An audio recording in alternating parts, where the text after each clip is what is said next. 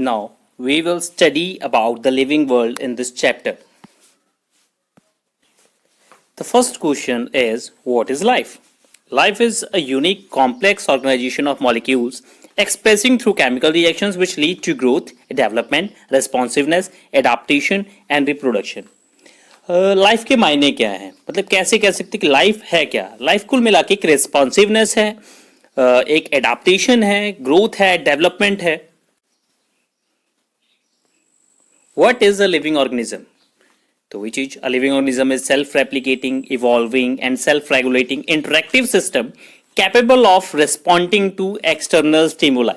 जो respond कर सके अपने स्टिमुलाई को, अपने इन्वायरमेंट के रिस्पॉन्स दे सके, उसी को बोलते हैं लिविंग ऑर्गेनिज्म. तो यहाँ पे कुछ प्रॉपर्टीज भी हैं लिविंग ऑर्गेनिजम्स की, and these are growth, reproduction, metabolism, cellular organization and consciousness.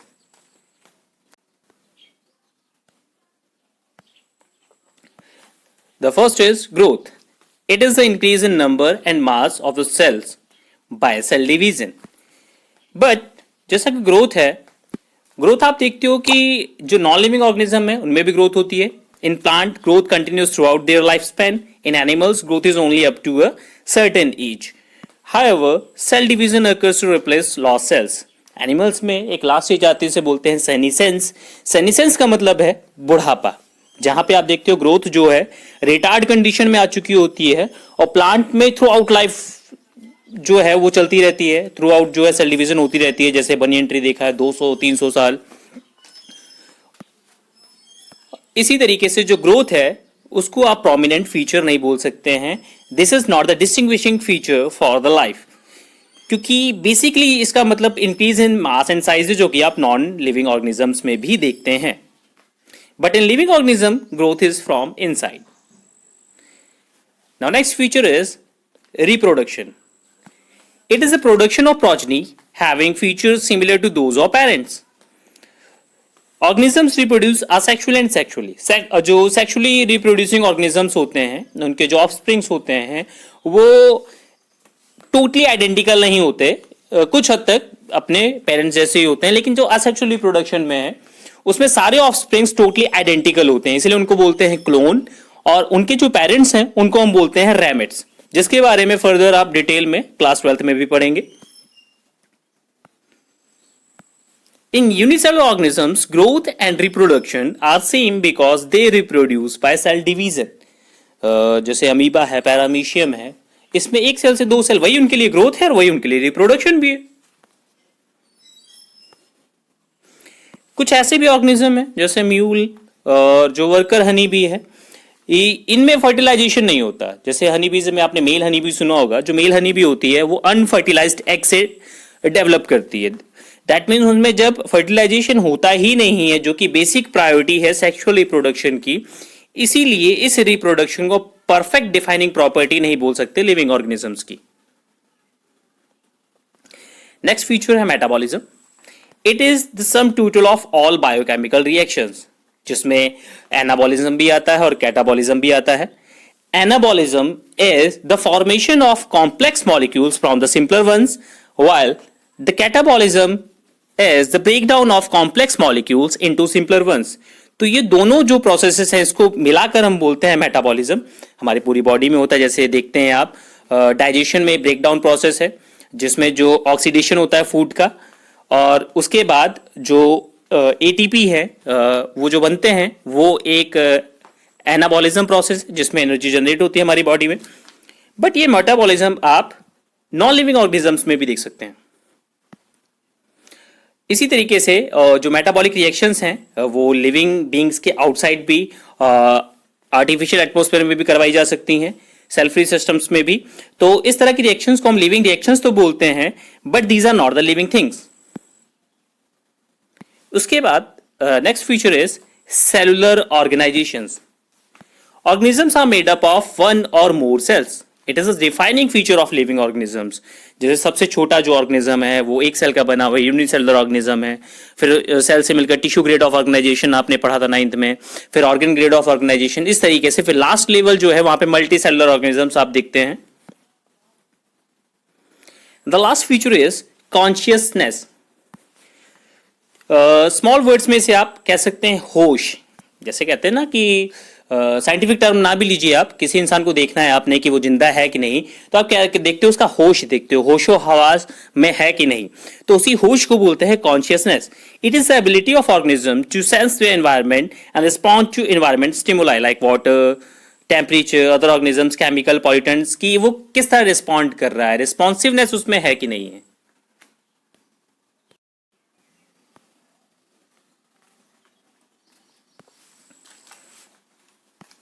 All organisms are aware of their surroundings, so it is the defining property of living organisms. आपको अपने surroundings के बारे में बताया, ऐसे आप देखिए देख रहे हैं कुछ प्लांट्स ऐसे भी होते हैं, जैसे आपने सुना होगा टच मी नॉट प्लांट, छुई मुई, scientific name is Mimosa pudica, जिसमें आप जैसे ही उसको टच करते हैं उसकी जो लीव्स होती हैं वो क्लोज हो जाती हैं।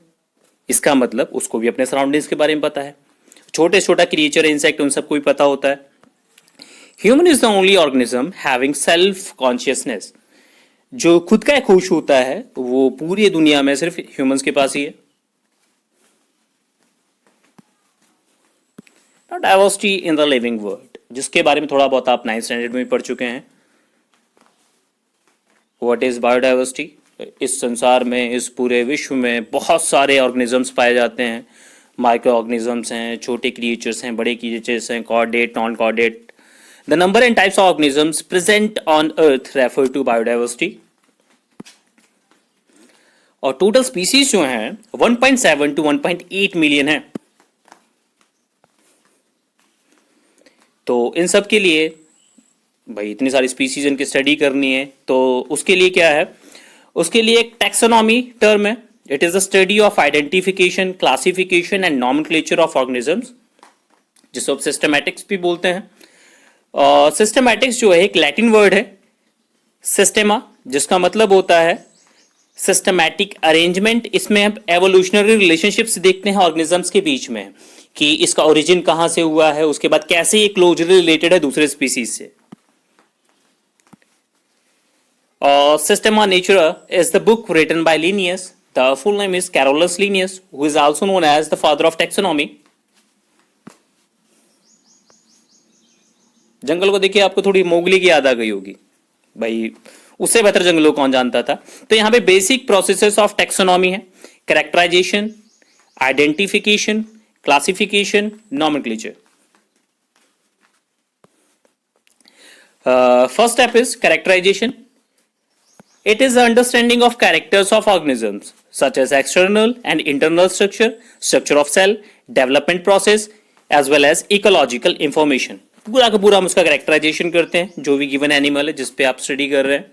Then identification, it is the correct description of the organism so that the naming is possible. उसकी नेमिंग करने के लिए करेक्ट डिस्क्रिप्शन देखते हैं कि वाकई में ये है क्या। देन जब डिस्क्रिप्शन हो जाती है उसकी, उसके बाद उसको हम क्लासीफाई करते हैं कि वो प्लांट है, एनिमल है, फंगस है, प्रोटिस्ट है, प्रोकैरियोट है। उसके बाद जब क्लासिफिकेशन भी हो जाती है, उसको हम ग्रुपिंग में जब कर देते हैं, तो लास्ट स्टेप है उसका नॉमेनक्लेचर। जैसे नॉमेनक्लेचर हमें ऐसा करना होता है कि वो जो नाम हो वो यूनिवर्सल हो, हर जगह पे उसी नाम से उसको जाना जाए। जैसे कि यहाँ पे मैंगो है, मैंगीफेरा इंडिका, आप कहीं पे चले जाए, इंडिया में, ऑस्ट्रेलिया में, ब्राजील में, सब में उसको मैंगीफेरा इंडिका के नाम से ही जाना जाएगा। तो ये जो कॉमन नेम होते हैं, ये जो साइंटिफिक नेम होते हैं, ये पूरे वर्ल्ड में जो है कॉमन होते हैं।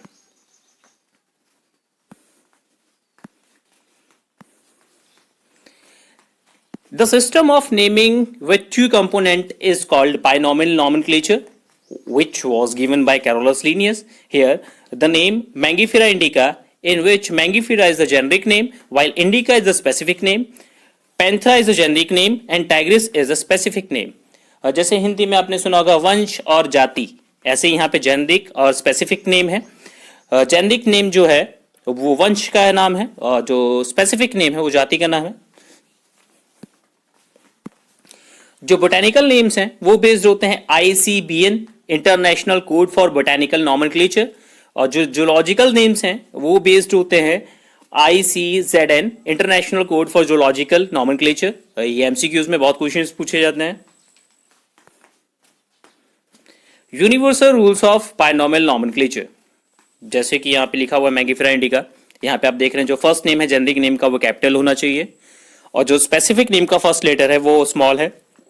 और अगर आप रिटन फॉर्मेट में देख रहे हैं तो उसके ये नीचे एक अंडरलाइन है, लेकिन अगर इसको आप प्रिंटेड फॉर्म में देखेंगे तो ये इटैलिक फॉन्ट्स में होता है। और लास्ट में एक चीज कहीं कहीं पे ऐड की होती है ऑथर्स नेम, जिसको आप एब्रिविएटेड फॉर्म में लिखते हैं।